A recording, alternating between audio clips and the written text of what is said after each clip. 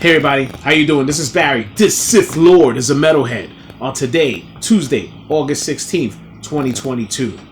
On this weird but great Tuesday here in New York. Weather's been okay. Things have been going up and down. It is what it is, right? Okay, let's just start off with what's been going on so far. So far, the biggest thing that's been going on is big gossip.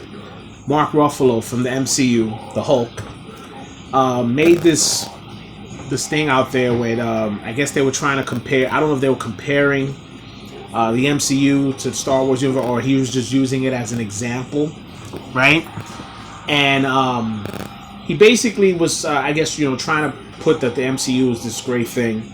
I mean, look, yeah, the MCU is awesome. It's got, from 2008, what they've been doing all the way up to now. They're starting to fall off a little bit. Okay, let's just keep it real. Things are starting to slack off with some of their stories and some of the shows. But he went out and he said that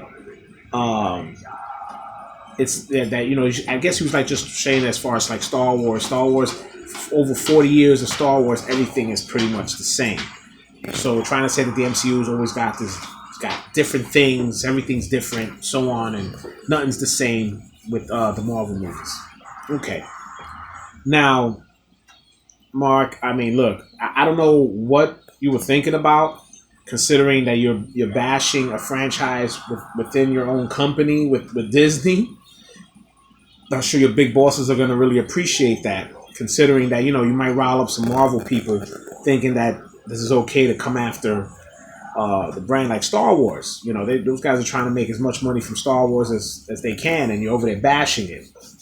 Let's just get something straight. All right.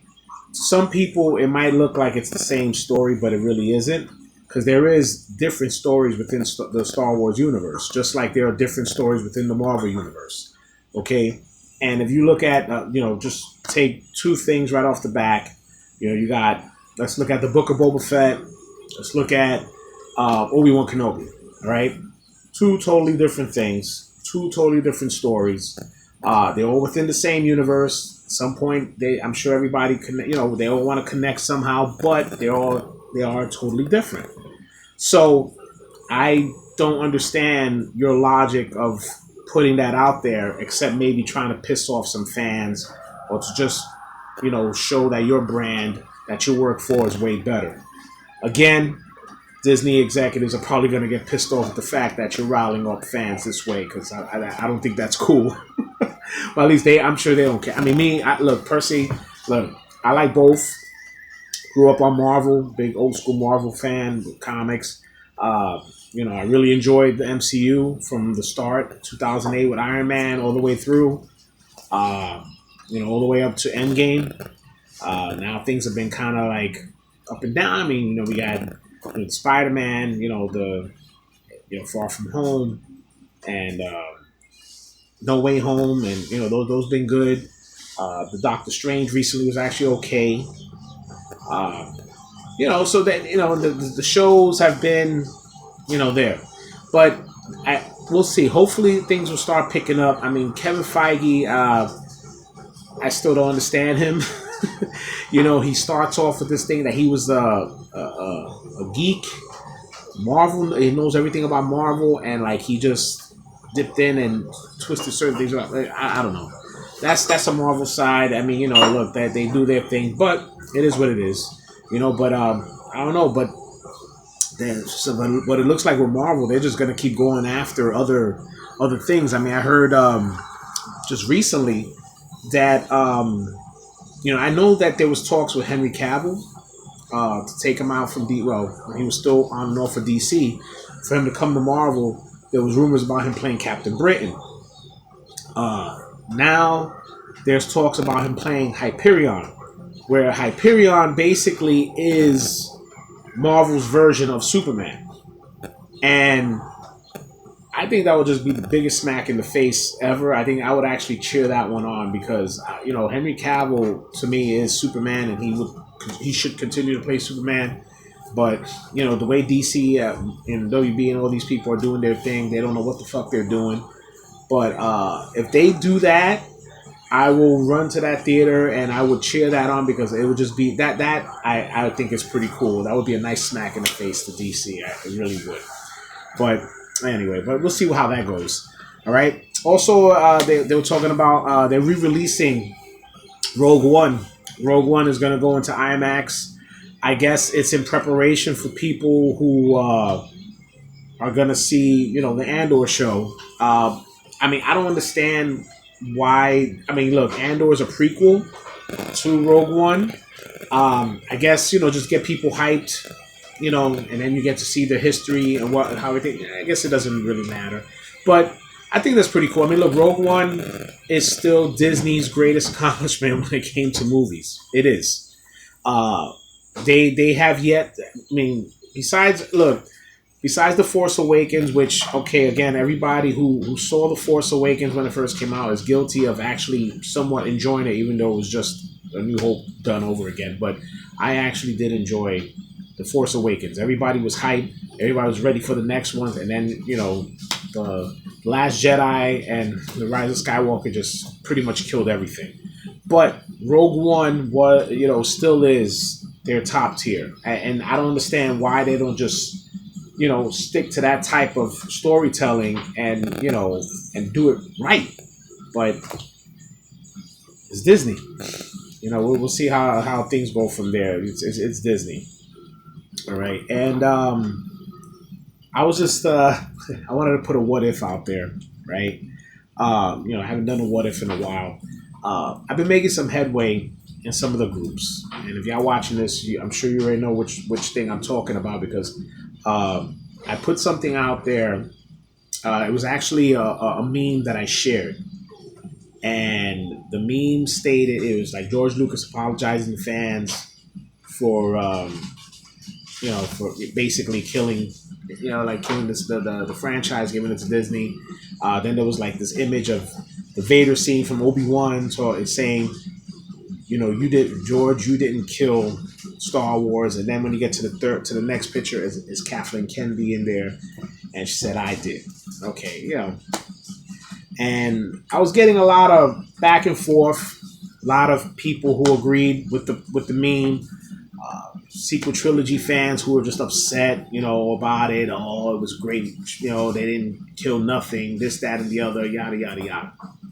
So there was one guy I was talking to in the comments, and we were discussing it. And he was like, I guess he basically he's one of those that anything Star Wars he's gonna enjoy, and that's great.